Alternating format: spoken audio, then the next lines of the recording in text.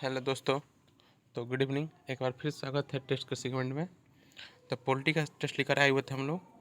आज हम लोग देखेंगे कि पहली क्लास देख चुके थे, कुछ सेशन देख चुके थे टेस्ट का। ठीक, तो अभी हम लोग बात करेंगे जो कि थोड़ा 2 मिनट रुकिए। ठीक, तो क्या है कि पॉलिटी क्लास देख रहे थे। पॉलिटी क्लास में हम लोग क्लास जो है, हम लोग जो क्लास चल रही है वो क्लास हम लोग फंडामेंटल राइट चल रही है। और फंडामेंटल राइट में हम लोग क्या कर चुके हैं, आर्टिकल 14 तक क्लास कर चुके हैं। अब हम लोग क्लास क्या करना है, आर्टिकल 15 जो कि क्या कहता है, जाति धर्म लिंग मतलब कि भेदभाव के अधिकार को समाप्त करता है। ठीक, अब हम लोग देखना है कि इससे जुड़े प्रश्न जो हैं, संविधान से जुड़े प्रश्न अभ्यास प्रश्न के तौर पर जो सेगमेंट चल रही थी उसी पर आधारित अगला क्लास लेकर आए हुए हैं। तो देखिए पहला प्रश्न क्या कहता है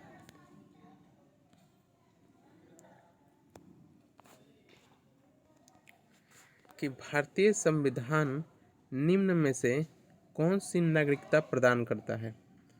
आप लोग को पता ही होगा भारतीय संविधान जो है, आप लोग को भारतीय संविधान में शुरुआती आप लोग देख रहे होंगे कि पहले में क्या होता है कि पहले भाग में संघ और उसका राज्य क्षेत्र जो कि अनुच्छेद 1 से 4 तक का प्रावधान किया गया है। वहीं भाग 2 में नागरिकता की बात की गई है जो कि अनुच्छेद 5 से 11 तक की बात है। वहीं कह रही उसी पर आधारित प्रश्न है कि जो भारतीय संविधान है निम्न में से कौन सी नागरिकता प्रदान करता है। पहला ऑप्शन नंबर दोहरी नागरिकता। ठीक, दोहरी नागरिकता। ऑप्शन नंबर बी एकल नागरिकता।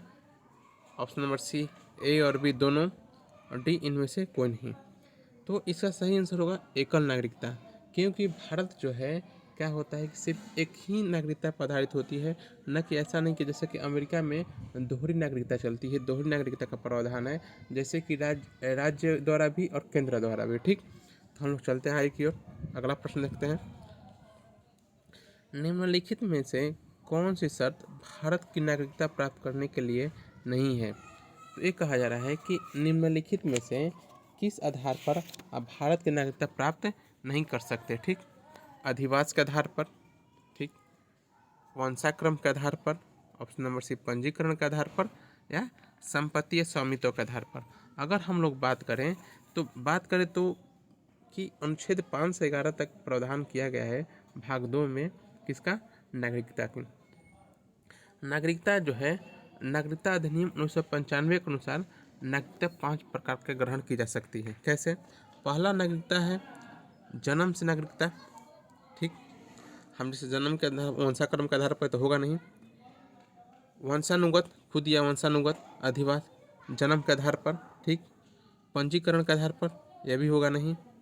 देशीकरण या द्वारा नागरिकता, देशीकरण नागरिकता, ठीक, अधिवास जहाँ से रहते हैं लोग। अब क्या है, पांचवा प्रावधान है राज्य क्षेत्र में मिल जाने से प्राप्त नागरिकता। जैसे कि कोई ऐसा क्षेत्र जो भारत का हिस्सा नहीं है, लेकिन क्या होता है वो जो क्षेत्र है वो भारत का हिस्सा बन जाता है, वहाँ के जितने भी नागरिक हैं वो क्या हो जाएंगे, भारत के नागरिक हो जाएंगे। तो जिसकी वजह से क्या भारत की नागरिकता प्राप्त हो जाएगी। ठीक, तो क्या हो जाएंगे, तो ये तीनों ऑप्शन होगा नहीं। ऑप्शन नंबर सही आंसर क्या होगा, संपत्ति का स्वामित्व के आधार पर। मतलब कि संपत्ति का स्वामित्व के आधार पर आपको क्या हो सकता है, नागरिकता प्राप्त करने के लिए नहीं है। आप संपत्ति भी कहीं खरीद लिए तो आप वहाँ का नागरिकता थोड़ा नहीं हासिल कर लीजिएगा, उसके लिए कुछ अलग ही मापदंड तय किए जाते हैं। ठीक, अगला, एक व्यक्ति नागरिकता के अधिकार कैसे हो सकता है, एक कारण हो सकता है। देखिए, एक व्यक्ति नागरिकता के अधिकार कैसे हो सकता है। ठीक, थोड़ा प्रश्न हम लोग देख सकते हैं, एक व्यक्ति नागरिकता के अधिकार कैसे हो सकता है, नहीं हो सकता है, सॉरी, यहाँ पर हो सकता है। ठीक है, यहाँ पर होगा हो सकता है। ठीक, हो सकता है एक कारण हो सकते हैं। जैसे कि हमने देखा पिछले प्रश्न जो था वो किस पर आधारित थी, वो प्रश्न आधारित थी कि एक व्यक्ति किस आधार पर नागरिकता प्रदान कर सकता है। लेकिन ऐसे व्यक्ति जिसके पास नागरिकता प्राप्त हो, लेकिन वो ऐसी कौन सी परिस्थितियाँ बनेगी जो अपनी नागरिकता खो सकता है। ऑप्शन नंबर ए क्या कर रहा है एक व्यक्ति किसी दूसरे देश में 2 महीने के लिए चला जाता है, तो ये तो पता ही होगा, लोग भ्रमण करते ही रहते हैं ना। तो ऐसा थोड़ा नहीं कोई व्यक्ति घूमने चला गया, टूर पर चला गया तो उसका नागरिकता खत्म हो जाएगी, ये भी नहीं हो सकता है। ठीक, एक व्यक्ति दूसरे राज्य की नागरिकता ले लेता है। देखिए क्या हो रहा है कि एक व्यक्ति क्या कर है, दूसरे राज्य की नागरिकता ले लेता है। हम बार बार कहते हैं यहाँ पर राज्य मतलब ऐसा नहीं कि एक स्टेट के रूप में, जैसे कि स्टेट मतलब ऐसा नहीं कि हम राज्य की बात कर रहे हैं, ऐसा नहीं कि जैसे कि तमिलनाडु हुआ, केरल हुआ, आसाम हुआ, चाहे बिहार हुआ, उत्तर प्रदेश हुआ, उस आधार पर हम लोग बात नहीं कर रहे हैं। हम लोग बात कर रहे हैं राज्य का मतलब होता है देश। ठीक, यहाँ पर हम लोग पॉलिटिक आधार पर बात करेंगे। राज्य में इसका होता है देश, जिसके पास संप्रभुता ना, तो ये सब चीज़ें होती है, जनसंख्या होता है, लोकतंत्र होता है, एक संविधान होता है। ठीक, इन सब चीज़ों का मापदंड पूरा करते हैं, 4 चीज़ें मापदंड पूरा करते हैं, हम उसे राज्य कहते हैं। ठीक, एक व्यक्ति दूसरे राज्य की नागरिकता ले लेता है, तो आप लोगों को पता ही होगा कि एक प्रावधान जो है भारतीय संविधान में प्रावधान किया गया है कि अगर कोई व्यक्ति क्या होता है कि किसी दूसरे देश की नागरिकता ग्रहण कर लेता है तो स्वतः ही उसकी भारत की नागरिकता समाप्त हो जाएगी। ठीक, तो ऑप्शन नंबर सी क्या किया गया, एक व्यक्ति राज्य के लिए कर्तव्य का प्रदर्शन नहीं करता है।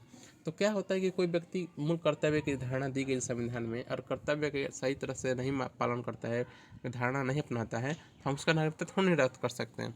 एक व्यक्ति बहुराष्ट्रीय कंपनी में काम करता है, पता ही होगा कोई कैसी कंपनी, बहुराष्ट्रीय कंपनी चाहे अन्य कंपनी हो, कहीं भी काम कीजिए तो वैसा तो आपके नागरिकता का हनन अधिकार खत्म कर दिए जाएंगे।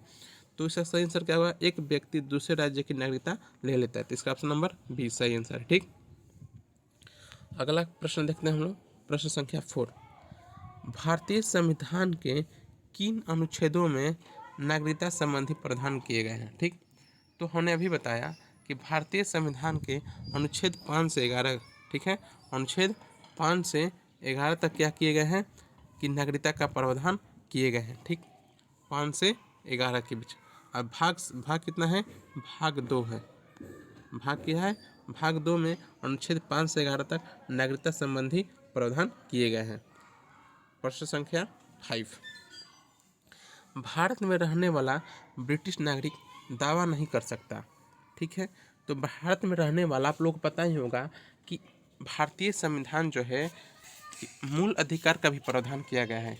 मूल अधिकार, जैसे कि आप लोग जानते ही हैं कि भारतीय संविधान के भाग 3 में मौलिक अधिकार की धारणा दी गई है, फंडामेंटल राइट की धारणा दी गई है, जो कि अनुच्छेद 12 से 35 तक है। ठीक, तो आप लोग को पता ही होगा कि जो फंडामेंटल राइट्स है, फंडामेंटल राइट्स में 12 से 35 तक क्या है, अनुच्छेद 12 से 35 तक अधिकार है। ठीक, तो उसी पर आधारित प्रश्न है कि भारत में रहने वाला ब्रिटिश नागरिक दावा नहीं कर सकता, किस चीज़ का दावा नहीं कर सकता। ऑप्शन नंबर 1 कह रहा है कि व्यापार और व्यवसाय की स्वतंत्रता का अधिकार। ऑप्शन नंबर बी, विधि के समक्ष समता का अधिकार। ठीक, ऑप्शन नंबर सी, जीवन और व्यक्तिगत स्वतंत्रता सुरक्षा का अधिकार। Option number B, option number D, धर्म की स्वतंत्रता का अधिकार। ठीक है, आप लोग को हमने बताया हुआ था कि जो हम लोग के संविधान में 15, 16, 19, 29, 30 है। ठीक है, 15, ठीक, 16, 19, 29, 30। ठीक, तो 15, 16, 19, 29, 30 जो है, आप लोग बता दें, विधि के समक्ष समानता का अधिकार तो कौन सा है, समानता का अधिकार। तो समता का अधिकार क्या है, मौलिक अधिकार 14 से 18। तो क्या होता है कि दावा नहीं कर सकता।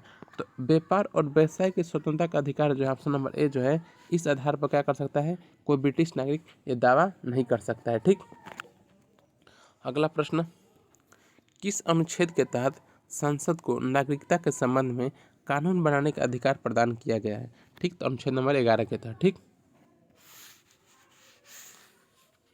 अगला प्रश्न देखिए, पंचायती राज से संबंधित निम्नलिखित कथनों में से कौन सा सही नहीं है। ऑप्शन नंबर ए, पंचायत व्यवस्था भारतीय ग्रामीण जीवन युगों से एक अभिन्न अंग है। ठीक, ऑप्शन नंबर बी, 72वें संविधान संशोधन 15 अगस्त 1993 से प्रभावी हुआ। ऑप्शन नंबर सी, यह एक त्रिस्तरीय जैविकीय रूप से जुड़ी संरचना है। ऑप्शन नंबर डी, भारतीय संविधान का अनुच्छेद 243 जी उसके महत्व को बढ़ाता है। ठीक, तो इसका सही आंसर होगा ऑप्शन नंबर बी। ठीक है, 72वां संविधान संशोधन 15 अगस्त 1993 से प्रभावी हुआ। ठीक, 73वें संविधान संशोधन द्वारा संविधान में कौन सी अनुसूची जोड़ी गई? ठीक, तो ऑप्शन नंबर ए 9वीं अनुसूची, ऑप्शन नंबर बी 10वीं अनुसूची, ऑप्शन नंबर सी 11वीं अनुसूची, ऑप्शन नंबर डी 12वीं अनुसूची। इसका सही आंसर है 12वीं अनुसूची।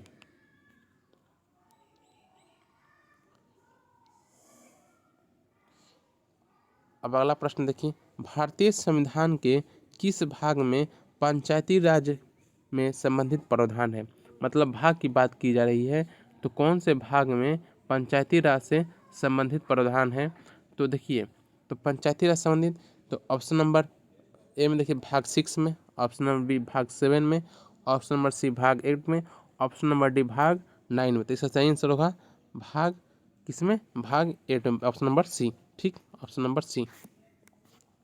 अगला प्रश्न देखिए, भारतीय संविधान के निम्नलिखित अनुच्छेदों में से कौन सा अनुच्छेद राज्य सरकारों को ग्राम पंचायतों को संगठित करने का निर्देश देता है? ये कहा जा रहा है कि जैसे कि अभी हाल फिलहाल चर्चा में है यूनिफॉर्म सिविल कोड। आप लोगों को पता ही होगा कि यूनिफॉर्म सिविल कोड का भी प्रावधान क्या किया गया है? भारतीय संविधान में किया गया है कि समान नागरिक संहिता अनुच्छेद 44 के तहत कहा गया है कि भारत ऐसी कोई कानून बनाएगा जिससे यूनिफॉर्म सिविल कोड लाया जा सके भारत में। ठीक, तो उसी तरह से कहा जा रहा है कि कौन अनुच्छेद में, मतलब कौन सा ऐसा अनुच्छेद है भारतीय संविधान में ग्राम पंचायतों का संगठित करने का आदेश देता है? ठीक, इसका तो सही आंसर ऑप्शन नंबर ए होगा। ठीक है, अनुच्छेद 40। लेकिन ग्राम पंचायतों का जो विचार है हम देखें, थोड़ा समझ लेते हैं। ठीक है, ग्राम पंचायतों का जो विचार है ये गांधीवादी दर्शन पर आधारित है। किस पर? गांधीवादी दर्शन पर आधारित है। गांधीवादी दर्शन पर आधारित क्योंकि जो गांधी जी थे, गांधी जी सोचते थे, अगर हम लोग देखें संविधान निर्माण होने से पहले क्या हो चुका था कि गांधी जी की मृत्यु हो चुकी थी। लेकिन अगर हम लोग बात करें, अगर संविधान निर्माण होने तक अगर गांधी जी जिंदा होते तो हो सकता है कि जैसा संविधान हम लोग आज देखते हैं वैसा संविधान उस समय नहीं देख पाते। ठीक, अभी के समय नहीं देख पाते, क्योंकि वो ग्राम को क्या करते थे, पंचायत को क्या करते थे, केंद्र में रखा करते थे। तो उसी तरह से हम बात करें, जो गांधीवादी दर्शन की धारणा जो है गांधी जी का आधारित है, और साथ ही वो ग्राम को केंद्र में रखकर चलते थे। जो ये धारणा आधारित है जिसे संविधान सभा में के संथानम के प्रस्ताव पर निर्देशक तत्वों में शामिल किया गया। मतलब कि उस समय क्या होता कि अब अगर हम लोग बात करें, अब तो अभी तो हम टेस्ट सीरीज में बात नहीं कर सकते, क्लास में देखेंगे हम अच्छी तरह से। क्या होता है कि उस समय ऐसी परिस्थितियाँ विद्यमान थी, हम लोग छोटे छोटे गुटों में अपनी शक्तियों को उस तरह से हस्तांतरित नहीं कर सकते थे, बांट नहीं सकते थे। तो उस तरह से क्या हुआ कि इसका प्रावधान उस समय नहीं किया गया, लेकिन ये कर दिया गया 1940 में के संथानम के प्रस्ताव के आधार पर निर्देशक तत्व में शामिल किया गया। अब पूछेगा संविधान सभा में किनके प्रस्ताव पर निर्देशक तत्व पंचायती राज व्यवस्था को निर्देशक तत्व में शामिल किया गया? तो के संथानम के प्रस्ताव पर क्या हुआ, इसे निर्देशक तत्वों के अनुच्छेद 40 में शामिल कर दिया गया। ठीक है, तो ये था हमारा पंचायती राज व्यवस्था और ये थी आज की हमारी लेक्चर। तो आज के लिए इतना ही। ठीक, अब हम मिलेंगे अगले सीरीज में। धन्यवाद।